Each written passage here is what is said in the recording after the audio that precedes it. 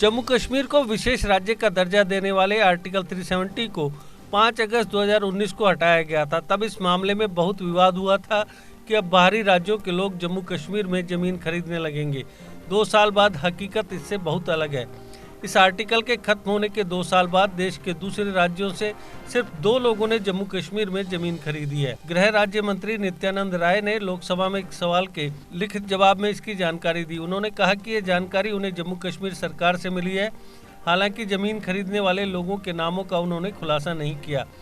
जम्मू कश्मीर में जब ये आर्टिकल लागू था तो दूसरे राज्यों के लोग यहाँ जमीन नहीं खरीद सकते थे। सिर्फ राज्य के लोग ही यहाँ पर अर्बन जमीन और अचल संपत्ति खरीद सकते थे। 2 साल पहले 5 अगस्त को केंद्र ने आर्टिकल 370 खत्म कर जम्मू और कश्मीर को 2 केंद्र शासित प्रदेशों में बांट दिया था। नित्यानंद ने एक दूसरे सवाल के जवाब में बताया कि जम्मू कश्मीर में संपत्ति खरीदते समय दूसरे राज्यों की सरकार या लोगों को किसी समस्या का सामना नहीं करना पड़ रहा है। ऐसी किसी घटना की सूचना सरकार को नहीं मिली है। यूनियन होम मिनिस्ट्री के आदेश से 70 साल पुराने जमीन सुधार कानून को खत्म कर दिया गया था। इससे पहले नया कश्मीर मैनिफेस्टो के तहत जागीरदारी प्रथा खत्म की गई थी। 1950 के big landed estates abolition act में लैंड सीलिंग 22.75 एकड़ तय की गई थी। जिसके पास ज़्यादा ज़मीन थी उसकी ज़मीन भूमिहीनों में बांट दी गई थी।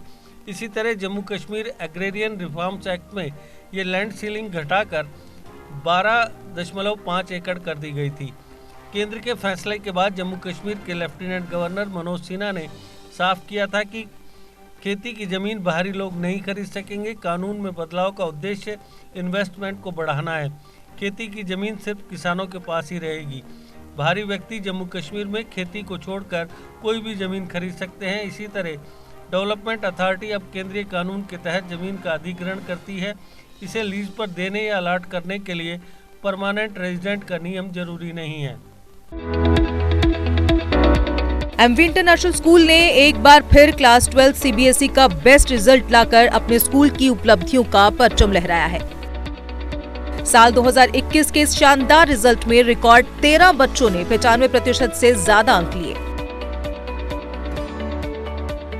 वहीं 20 स्टूडेंट्स ने 90 से 95% अंक लेकर कुल 33 बच्चों को 90% से ऊपर लाने वाली अंक तालिका में पहुंचा दिया।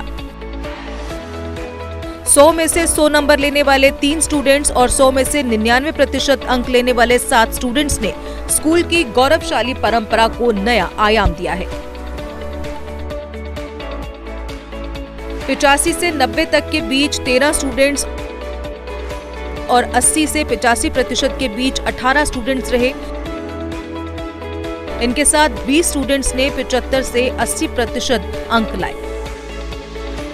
रिजल्ट की समरी इस प्रकार रही। हाईएस्ट स्कोर 97.2%, 90% से अधिक मार्क्स लेने वाले 33 स्टूडेंट्स, 80 से 89% अंक लेने वालों में 31 और 70 से 79% कैटेगरी में 41 स्टूडेंट्स रहे। इन सब में से सब्जेक्ट वाइज 90% से ज्यादा स्कोर रहे 289 और सब्जेक्ट वाइज डिस्टिंक्शंस 420 रही।